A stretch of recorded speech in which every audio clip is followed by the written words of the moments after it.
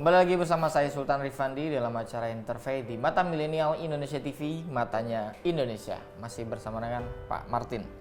Pak Martin, ini kan memang pernikahan menjadi stepping stone dari setiap manusia ketika ingin melangkah lebih jauh, kemudian atau mungkin menjadi cita-cita sebagian orang, meskipun ya sebagian orang juga nggak perlu terlalu dipatok umur berapa gitu ya. Tapi tentu banyak anak-anak muda memimpikan, mengidam-idamkan sebuah bahtera rumah tangga yang stabil gitu ya katakanlah, dan lain-lain sebagainya.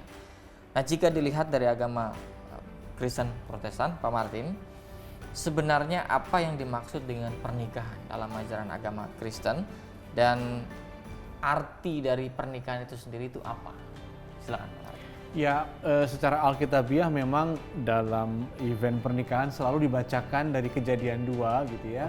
Yang kira-kira bunyinya, tidak baik manusia itu seorang diri, kiranya dia bisa menjalin hubungan menjadi satu tubuh, tapi juga dalam satu keluarga dengan pasangannya ya, sebab katanya nanti laki-laki akan meninggalkan rumahnya dan perempuan akan meninggalkan rumahnya untuk menjalin satu rumah tangga. Jadi pernikahan itu suatu jalinan yang di dalamnya ada relasi yang mendalam, relasi cinta kasih, dan itu juga tentu relasi yang menyangkut seluruh jiwa dan raga begitu ya, sehingga dia menjadi khusus terbentuk, dan itu bukan hanya secara sosiologis disebut perkawinan sebagai fenomena sosial, tapi juga dia satu keputusan rohani dan dihayati sebagai kehendak Tuhan gitu ya, bagi kehidupan kita. Saya kira itu kurang lebih maknanya dan penghayatannya. Tapi kalau dalam agama Kristen, apakah kemudian prosesnya itu ada yang diwajibkan bagi dua pengantin yang ingin disatukan? Apakah ada pendidikannya kah, atau seperti apa prosesnya? Itu menurut saya menarik sekali ya, apalagi kekristenan Indonesia ya. Jadi memang di satu pihak ada katakanlah syarat bahwa calon pengantin, calon mempelai itu mesti sudah melakukan apa yang disebut katekisasi CD. Katekisasi CD, Dia sudah mengerti pokok-pokok iman Kristen. Bahkan sebelum dia menikah ada juga semacam pembinaan, persiapan pembinaan di gereja yang lebih sistematis, mereka sebut sebagai katekisasi pernikahan. Ya. Katekisasi pranikah. Kenapa? Karena rupanya untuk menikah urusannya tidak hanya cinta, tapi juga urusannya menyangkut kesiapan mental. Artinya kesiapan untuk menghadapi orang yang berbeda tiap hari, gitu ya. Kalau kamu menghadapi istilah remaja sekarang, pasanganmu yang toksik, kamu akan diracuni tiap hari. Betul. Sehingga betul-betul mesti punya kesiapan mental dan pengenalan yang memadai. Tapi juga dalam kenyataan sosial kita, menikah itu kan satu keputusan yang akan berdampak secara ekonomi.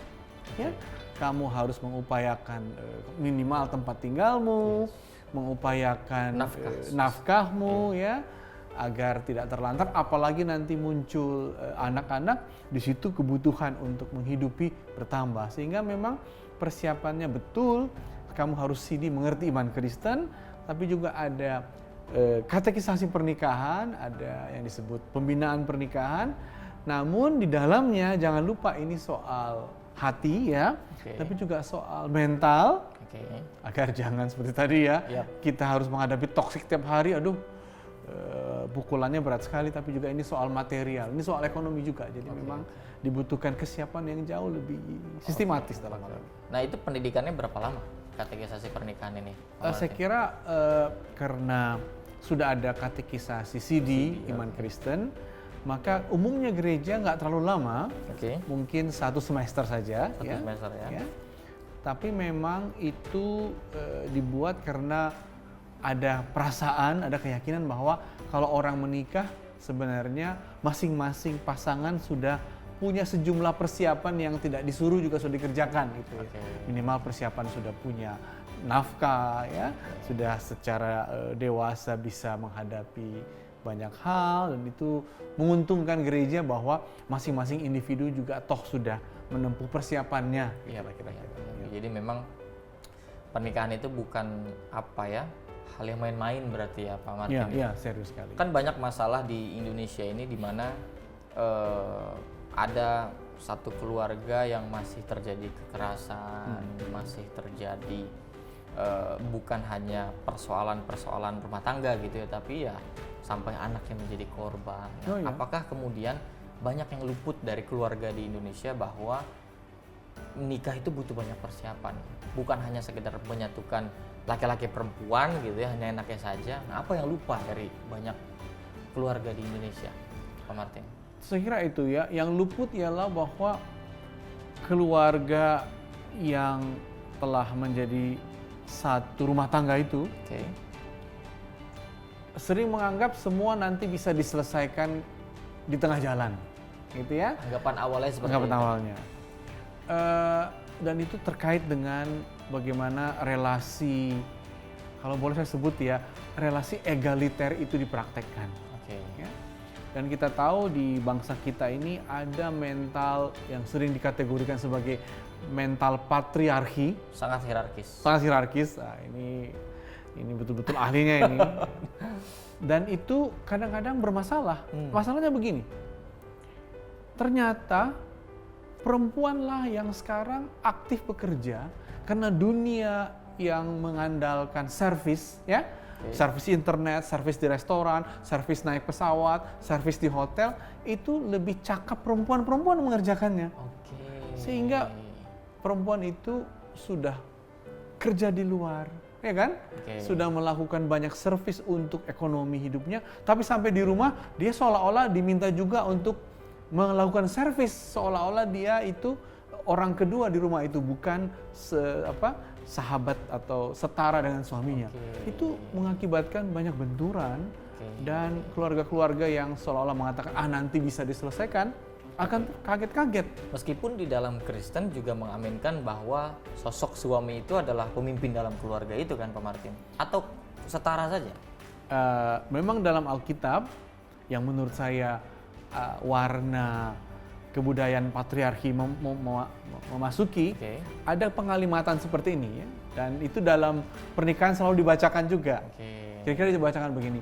Hai istri, tunduklah pada suamimu. Hai suami, kasihilah istrimu. Narasinya beda ya? Nah, narasinya beda. Tapi menurut saya, ketundukan kepada suami, kasih kepada istri, itu harus diterjemahkan dalam kesetaraan. Ya, contohnya seperti apa kira-kira? Kalau kau mengasihi istrimu, kau juga harus rela berkorban demi istrimu, bukan? Kau harus rela membersihkan rumah kalau istrimu yang bekerja. Itulah tanda kasihmu, kan itu. Jadi kasih itu tidak harus ditandakan dengan aku ini punya kelebihan, ini kelebihanku untukmu. Aku ini punya uang, ini belanja untukmu, itu juga kasih. Tapi kan kasih tidak harus secara hierarkis ditunjukkan. Kasih juga kerelaan, bahkan untuk mengorbankan diri, untuk menganggap istrinya dalam hal ini lebih pandai mencari uang, ya bagus, itu caraku mengasihimu istriku, carilah uang sebaik-baiknya dan aku mencari hal-hal yang lain untuk mensupportmu misalnya. Jadi ini memang masih menjadi sangat dilema ya Pak Martin ya, ketika misalkan di Islam itu kan hierarkis itu bekerja sekali begitu, katakanlah bahwa laki-laki adalah pemimpin dalam keluarga, sehingga seolah-olah segala macam hal yang sebetulnya bisa dilakukan laki-laki tapi itu udah perempuan saja, istri saja yang mengerjakan. Ada banyak seperti itu, tapi mungkin yang perlu disampaikan, apakah kemudian harus dimajukan pikirannya bahwa ada aspek-aspek tertentu yang sebetulnya suami pun berhak atau bahkan wajib membantu istrinya. Apakah kemudian tafsiran setaranya seperti itu, Pak Martin? Saya kira ketika dasarnya adalah cinta kasih, maka cinta kasih itu bisa memungkinkan apapun dikerjakan, kan itu ya? Jadi tidak menganggap sebagai budak lah, atau nggak boleh lagi suruh begitu ya, Pak Martin. Dan memang realitas sosial memaksa kita untuk lebih menghormati, ya, untuk lebih saling menghargai satu dengan yang lain. Apalagi, apalagi pemerintah kita juga telah menyiapkan mekanisme kalau ada kekerasan dalam rumah tangga, kita bisa melapor ke pihak yang berwenang, gitu. Sehingga memang sehingga tidak menjadi tabu lagi ya, tidak menjadi tabu lagi. Suami yang keras gitu ya, kekerasan, bahkan istri juga yang melakukan tindak kekerasan ke suami, itu difasilitasi oleh negara ya Pak Martin ya. Dan saya yakin kalau relasi lebih setara, relasi itu jauh lebih menyenangkan daripada relasi yang hierarkis begitu. Saya yakin sekali itu. Oke. Nah, ini yang sangat hangat sebetulnya Pak Martin, karena selalu menjadi kontroversi terkait dengan menikah beda agama. Nah, ini kan tentu masing-masing agama memiliki versi jawabannya tersendiri gitu ya. Nah, bagaimana kemudian kalau di Kristen menjawab fenomena di mana ada pernikahan beda agama? Bukan hanya kepada Islam, mungkin beda agama ke Konghucu juga mungkin, atau dan lain-lain sebagainya. Kita akan coba di segmen berikutnya. Jangan kemana-mana, tetap saksikan Interfaith hanya di Mata Milenial Indonesia TV. Matanya Indonesia.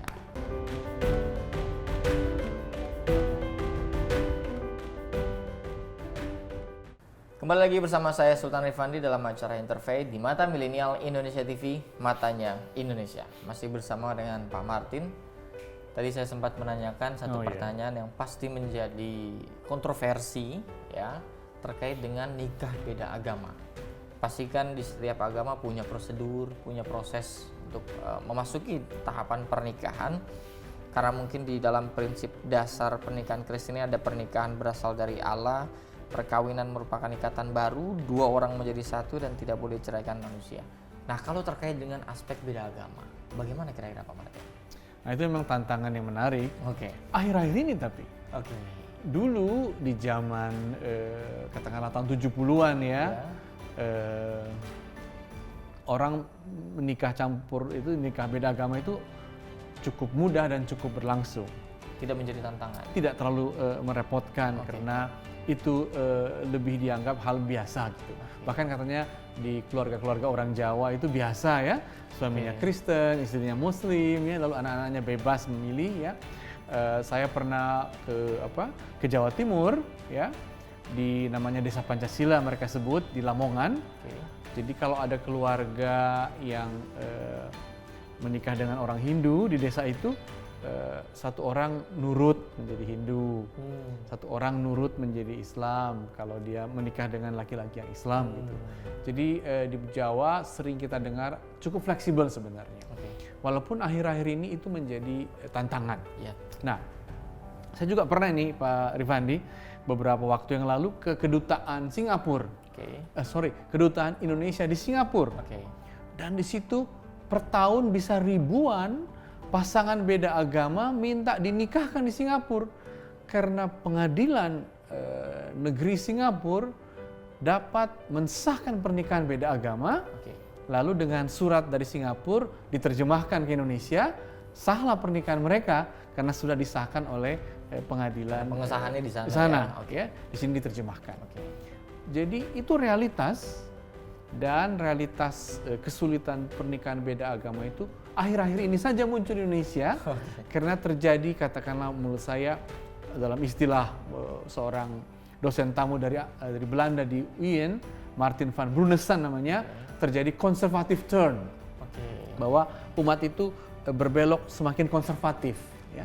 Konservatif nggak negatif, konservatif itu dia semakin taat dan semakin ketat dengan agamanya, dengan keyakinan agamanya. Nah, bagaimana dengan kasus kekristenan gitu ya? Sebenarnya secara prinsipil itu dimungkinkan dalam arti begini. Dalam arti bahwa gereja itu tidak mensahkan pernikahan, tapi memberkati pernikahan. Yang mensahkan pernikahan itu adalah pemerintah. Sehingga pasangan Kristen itu selalu harus punya apa yang disebut catatan sipil. Jadi kami keluarga Kristen itu selalu punya catatan sipil. Artinya apa? Pernikahan kami ini dilegalisir oleh negara, pengadilan negeri setempat. Baru diberkati oleh gereja. Nah, sementara kalau saudara-saudara yang Muslim mungkin KUA udah segalanya ya. KUA yang meresmikan, KUA yang juga katakanlah mendoakan, mencatat dan mendoakan kalau nggak salah ya. Betul. Nah, jadi satu kali sementara Kristen dua kali. Jadi sebenarnya bisa kalau gereja itu mau memberkati ada pasangan yang berbeda agama, silakan memberkati. Di gereja Jawa di Salatiga hal itu dilakukan ya. Di gereja di Jakarta juga hal itu dilakukan, walaupun dengan semacam permintaan tanda tangan bahwa nanti ketika anaknya lahir, kiranya anak itu dibawa juga ke gereja untuk diajarkan ajaran Kristiani. Jadi sebenarnya hal itu mungkin, walaupun akhir-akhir ini orang semakin tegas dengan membatasi. Saya nggak tahu apakah dalam Undang-Undang Pernikahan tahun 74 ya, nomor 14 itu, 1 nomor 74, apakah nanti pembaharuannya atau pembaharuan undang-undang itu akan ada pembatasan. Sekarang pernikahan campur itu di Indonesia sering disebut statusnya vakum. Jadi tidak ada pelarangan dan tidak ada endorsement untuk menikah beda agama di Indonesia, karena undang-undang pernikahan kita tidak mengatur dan tidak membatasi. Mungkin tokoh-tokoh agama atau agama-agama saja yang membatasi. Oke, berarti terkait dengan kekisruhan ini sebetulnya munculnya sekarang-sekarang ini ya Pak Martin ya. Karena dulu ada, saya lupa ya, satu keputusan dari mungkin pengadilan yang menolak mencatatkan pernikahan beda agama. Karena seolah-olah disyaratkan bahwa pernikahan itu dimulai dulu sahnya oleh agama tertentu. Dulu sebenarnya orang bisa datang ke pengadilan saja untuk mengatakan kami mau menikah. Lalu dicatat syarat-syaratnya dewasa, usia sekian kan gitu ya, dan sehat jasmani rohani, tidak dalam paksaan. Oke, sebagai warga negara kamu berhak, pernikahanmu itu dianggap legal karena disahkan oleh pengadilan negeri. Nah, belakangan ini seolah-olah ada tren bahwa sah tidaknya perkawinanmu itu dimulai dari apakah kau diberkati atau kamu dicatatkan di KUA gitu ya. Berarti kalau dalam Kristen itu dimungkinkan. Ya, dengan catatan-catatan tadi. Iya.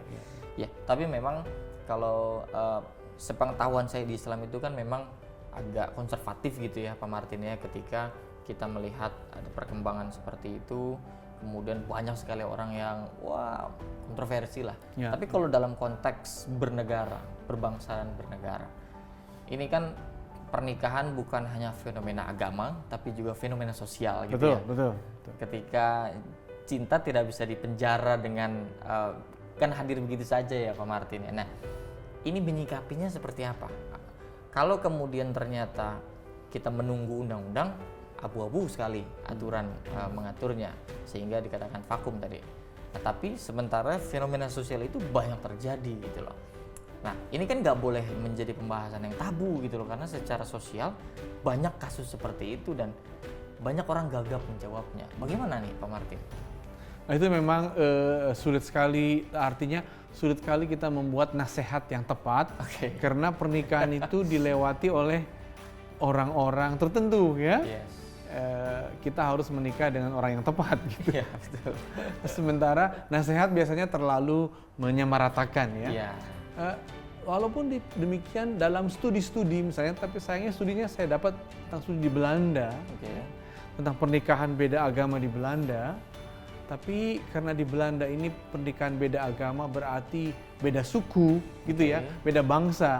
Jadi misalnya orang bule dengan para imigran dari negara-negara Afrika yang beda agama ke Belanda.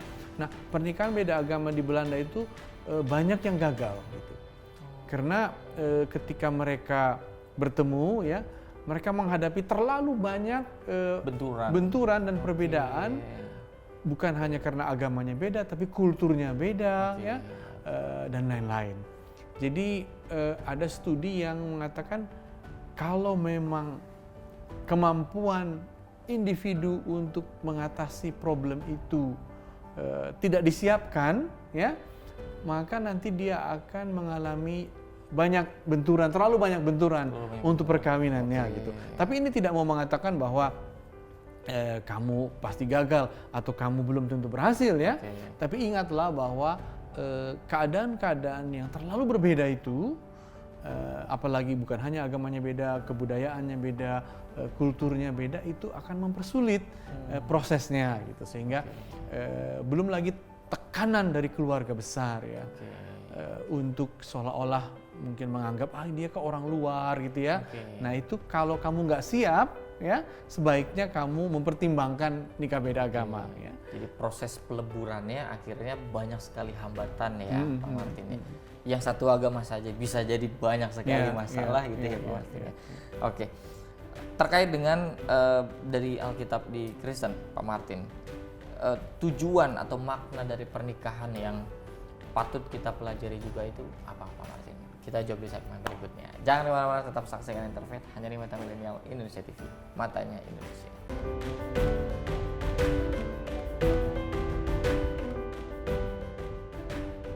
Kembali lagi bersama saya Sultan Rifandi dalam acara Interfaith di Mata Milenial Indonesia TV, matanya Indonesia. Masih bersama dengan Pak Martin.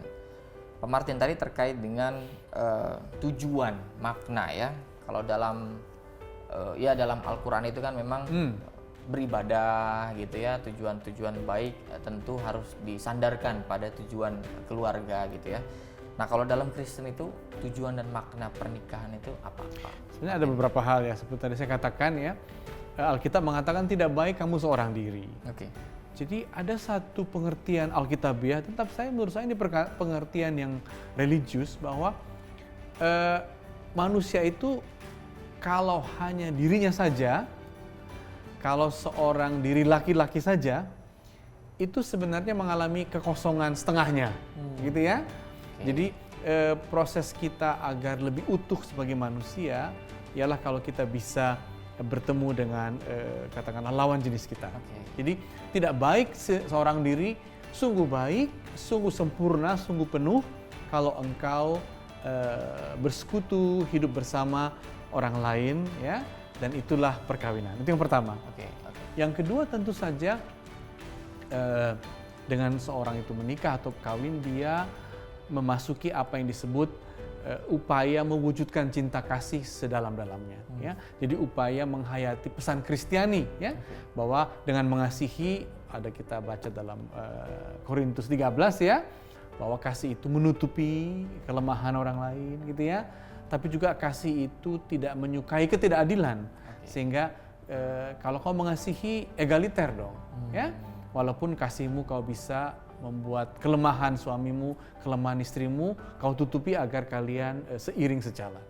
Jadi yang kedua, pernikahan itu adalah proses kamu menjadikan hidupmu ini menunjukkan kasih itu nyata.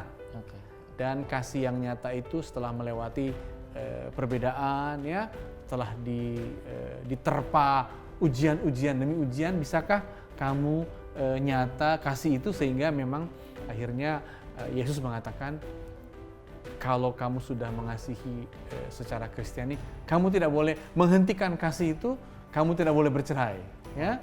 Itu satu fase yang membuat pernikahan itu betul-betul sebuah pertaruhan sehidup semati gitu ya. Jadi ini very serious.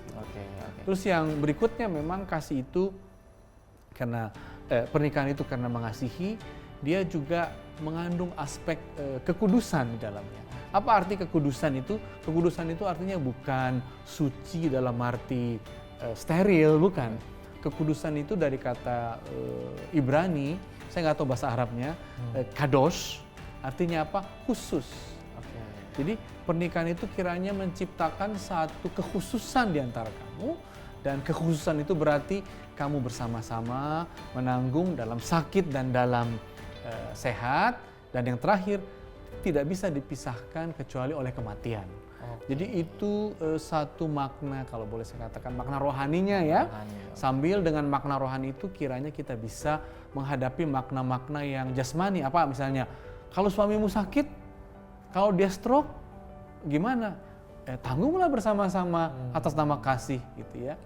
Kalau dia melakukan kesalahan, ampunilah. Karena itu sudah menjadi kekudusanmu, sudah menjadi kekhususanmu kan gitu ya. Sehingga itu menjadi satu hal yang memang tidak mudah ya. Saya tidak mau mengatakan bahwa dalam Kristen tidak ada perceraian, malah di Eropa Barat sepertiga perkawinan itu cerai. Yang mengaku Kristen tapi sepertiganya cerai. Bukan berarti dengan prinsip itu semua jadi baik-baik saja, tidak. Tapi dengan prinsip itu orang ingin, menurut saya nih, memaksimalkan daya rohani untuk menghadapi masalah-masalah sehari-hari. masalah ekonomi, kesehatan, ya. Dan itu pasti akan dilalui ya. Dan itu akan dilalui. Kiranya berhasil.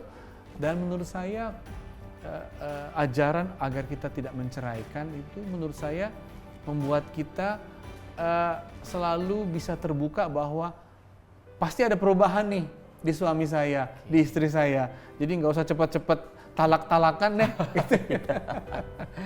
Ya, bahkan di perceraian dalam Kristen pun itu tidak disukai ya Pak Martin ya. Dalam Islam tidak disukai. Dalam Islam sangat tidak disukai, tapi dalam Kristen? Dalam Kristen sebenarnya dilarang.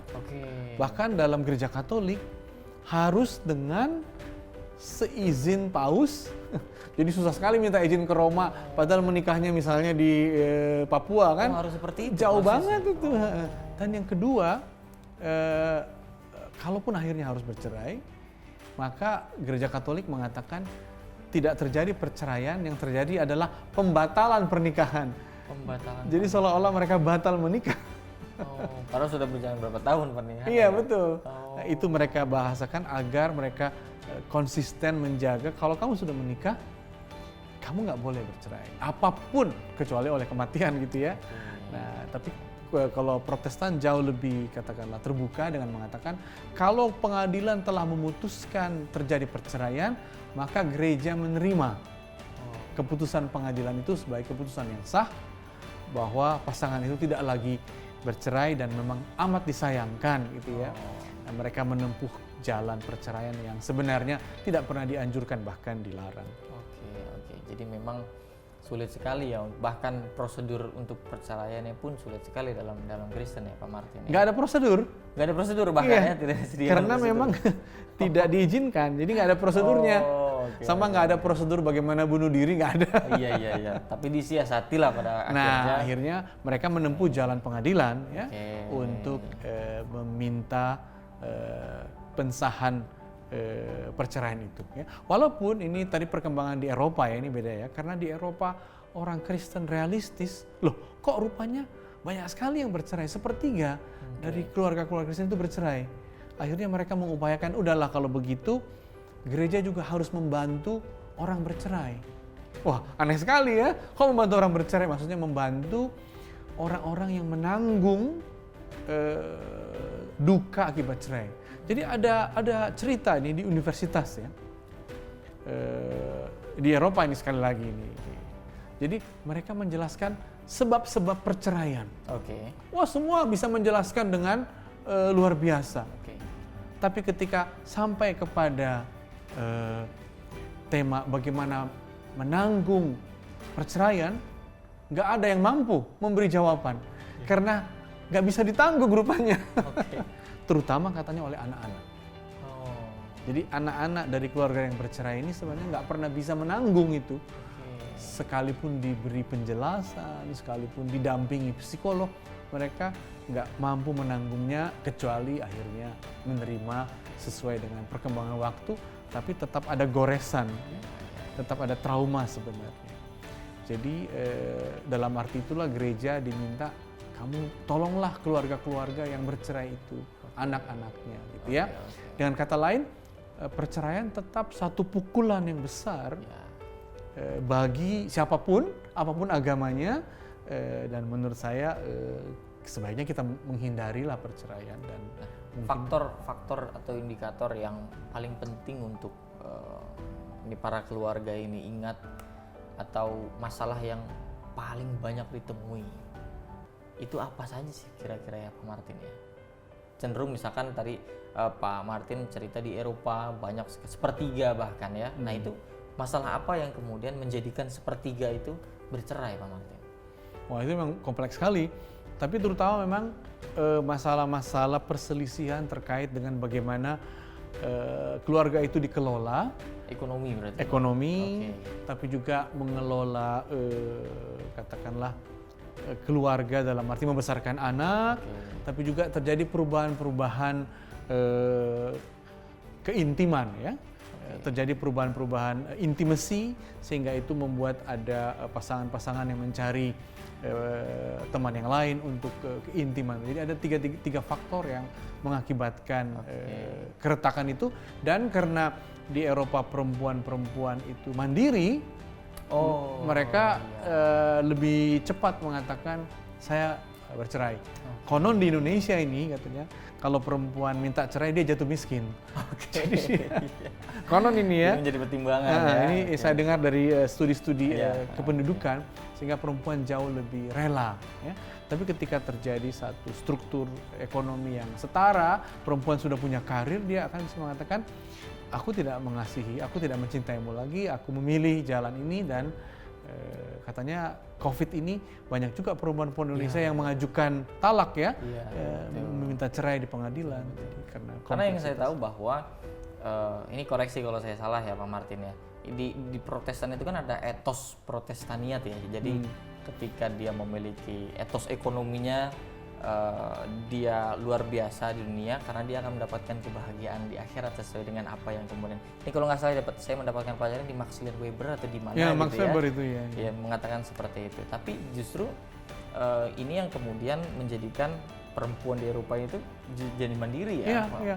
Bahkan di negara Skandinavia lebih unik lagi, Norwegia itu ya, Swedia. Bahkan di sana anak-anaknya sering bertanya kepada mamanya, anak laki-lakinya bertanya kepada ibunya, Bu, di negara kita ini boleh nggak sih laki-laki presiden gitu? Karena udah terlalu lama presidennya perempuan, anggota DPR-nya mayoritas perempuan gitu ya.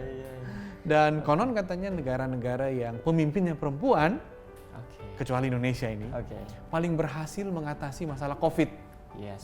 Karena pemimpin perempuan itu jauh lebih hati-hati ketika masalah kesehatan kan ya. Selandia Baru, Skandinavia jauh lebih berhasil. Jerman kala itu Ibu Merkel kan gitu ya. Kecuali Indonesia karena. Jadi memang justru pelayanan sosialnya jauh lebih tinggi gitu ya. Feeling, perasaan dan lain-lain sebagainya. Jadi betul apa yang Irfan bilang bahwa ketika perempuan semakin mandiri dan keadaan ekonomi itu memberi peluang bagi perempuan untuk berkarir, maka dia lebih bebas memutuskan juga tentang rumah tangganya dan itu punya dampak pada tingkat perceraian. Tapi menurut saya ini bukan mana lebih baik mana yang kurang baik ya. Kita tetap menghargai semua orang sebagai katakanlah pribadi yang harus dihargai keputusannya. Nah, tentu dalam pernikahan itu kan masalah-masalah yang ditemukan itu kan masalah real gitu ya, tadi ekonomi, mengelola anak dan lain-lain sebagainya Pak Martin ya. Sehingga peran agama dalam menguatkan rumah tangga dalam keseharian itu di mana menurut Pak Martin ini? Kita akan jawab di segmen berikutnya Pak Martin. Jangan kemana-mana, tetap saksikan Interfaith hanya di Mata Milenial Indonesia TV, matanya Indonesia.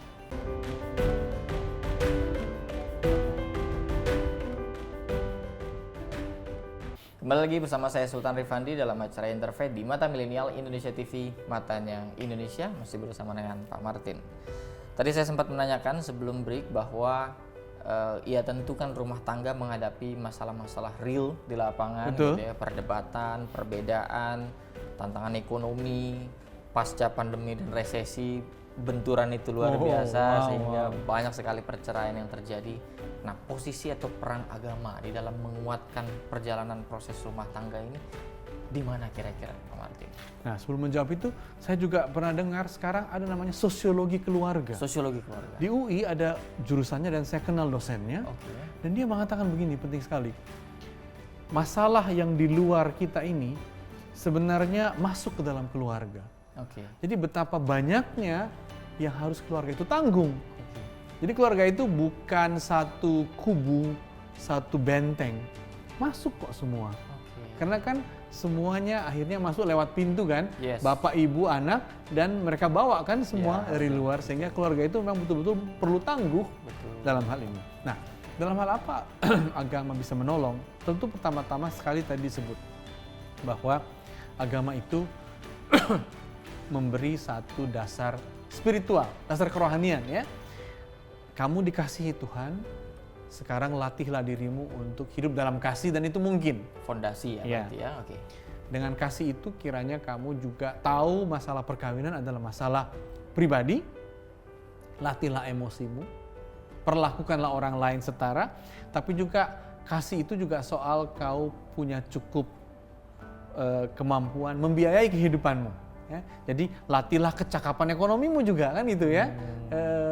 Jadi agama kiranya memberi nasihat itu, ya, walaupun kita katakan ini satu rahmat Tuhan, tapi rahmat itu harus kita terjemahkan dalam arti saya punya kepribadian yang cukup terbuka dan saya punya kemampuan mengelola ekonomi, kan itu ya.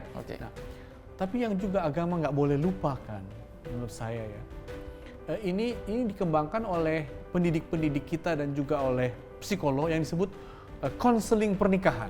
Konseling pernikahan. Jadi setelah rumah tangga itu berlangsung, kiranya pihak agama, gereja atau lembaga-lembaga Islam juga atau Katolik dan lain-lain menyiapkan satu mekanisme konseling keluarga. Apa itu konseling? Yaitu pihak ketiga, ya, yang berupaya mencari titik temu dari dinamika suami istri dan anak yang mungkin kompleks. Gitu. Nah, dia karena punya keahlian psikologi, punya keahlian konselor, dia bisa memberi nasihat, ini masalahnya, itu masalahnya. Sebab sering sekali masalah di keluarga ini lebih muncul karena salah satu menganggap selalu benar gitu. Sehingga dia gagal menemukan ada juga benarnya dari pasangannya begitu. Titik toleransinya tidak ketemu. Nah, itu tidak ketemu. Jadi dengan proses itu agama bisa lebih mengembangkan keyakinan rohani menjadi praktek-praktek konseling untuk katakanlah menyokong keluarga itu dalam menempuh krisis demi krisis mereka. Oke. Jadi ada proses pendampingan di sana yang mengikuti dinamika keluarga ya Pak Martin. Betul. Tapi tentu ini kan menjadi apa ya? Jangan sampai kemudian semakin orang beragama tapi hierarkisnya, patriarkinya itu semakin bekerja dalam keluarga. Batasannya itu bagaimana kira-kira? Nah itu memang kadang-kadang itu nggak bisa kita tentukan. Misalnya saya pernah menjadi pendeta, ya, beberapa tahun di jemaat, lalu datang pasangan suami istri, omongannya selalu kami mau cerai, ini surat cerainya, udah saya tanda tangan tinggal dibawa ke pengadilan katanya. Tapi saya dengarkan satu-satu, gitu ya. Apa sebabnya, apa perjuangannya, akhirnya saya pantulkan kembali suara mereka, gitu ya. Jadi saya nggak menasehati, wah kalau bercerai kamu begini, nggak. Dia ngomong alasannya, saya kembalikan alasan itu, sehingga mereka lebih mendengar suaranya, suara kemarahannya tadi. Taunya sekarang udah baik-baik saja tuh, tanpa saya suruh baik-baik gitu ya. Jadi kadang-kadang masalah-masalah itu lebih karena suami itu atau istri itu ingin bicara tentang frustrasi-frustrasinya, kekecewaan-kekecewaannya, harapan-harapannya. Namun ketika dibicarakan ke suaminya, dibicarakan ke istrinya, dibalas dengan frustrasi yang sama. Jadi dibicarakan ke saya, lalu setelah mereka dengar, mereka jadi mengerti frustrasinya. Dan dengan mereka mengerti melalui memantul-mantul dengan saya gitu ya, mereka akhirnya bisa saling menerima gitu. Jadi tampaknya proses pendewasaan itu adalah proses yang harus didampingi ya, agar frustrasi tidak ketemu frustrasi. Kasihlah pihak ketiga yang mungkin jadi fasilitator yang harus mendengarkan omongan sakit hati yang nggak perlu sebenarnya ya. Dalam hati saya, apa ini dosa saya kok harus mendengar kemarahan-kemarahan suami sih? Tapi dengan begitu, dia jadi mendengar kemarahannya sendiri yang sebenarnya dia bisa pahami.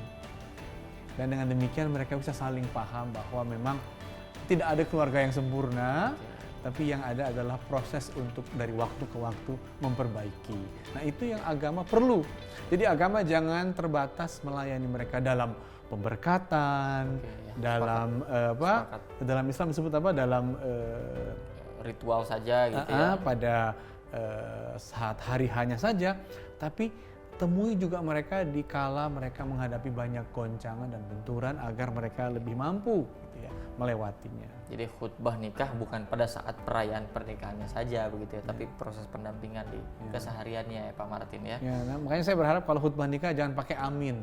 Oh gitu ya. Karena akan terus. Oh. Terakhir ini mungkin pesan juga nih untuk pemirsa nih Pak Martin ya, mungkin masih yang dalam rumah tangganya baru gitu ya, atau sedang ditempa ujian yang luar biasa. Nah, bagaimana kemudian agama hadir di tengah-tengah sana, kecakapan komunikasi juga hadir jadi fasilitator di sana supaya semua ujian bisa dilewati dan tidak ada kosakata perceraian dalam rumah tangga. Saya suka itu. Jadi mengapa agama perlu hadir dalam pernikahan? Karena agama itu memberitahu kepada kita bahwa kasih Tuhan, pemeliharaan Tuhan itu menyertai pernikahan kita. Artinya apa? Jangan kita tergesa-gesa untuk menikah satu pihak, tapi juga jangan kita tergesa-gesa untuk bercerai, jangan kita tergesa-gesa untuk memutuskan, apalagi jangan kita melakukan kekerasan. Kenapa? Karena spirit agama ingin agar kita selalu menemukan kebaikan Tuhan dalam keluarga kita.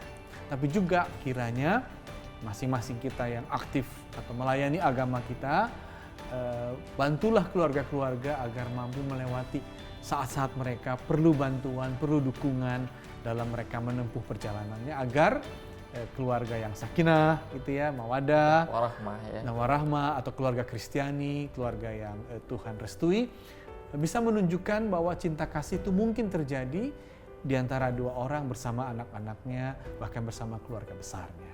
Oke, terima kasih. Ini pesan buat saya juga sebetulnya. Untuk kita semua. Untuk kita semua. Sekali lagi terima kasih Pak Martin. Terima kasih juga kepada seluruh pemirsa yang telah menyaksikan dari awal sampai akhir.